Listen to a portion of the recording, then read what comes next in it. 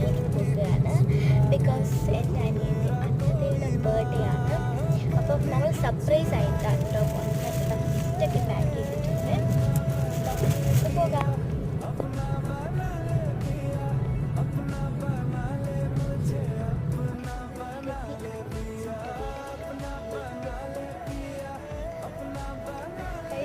അപ്പത്തേക്ക് അവിടെ മാസ്കൊക്കെ അടിക്കാണ്.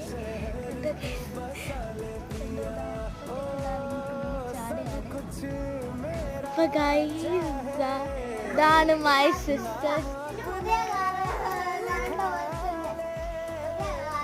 അപ്പൊ ഗൈസ് ഇതാണ് ആഞ്ചൽ, ഇതാണ് മേമ, ഇത് മേമേന്റെ അച്ഛനും, പിന്നെ അതാ അച്ഛമ്മ.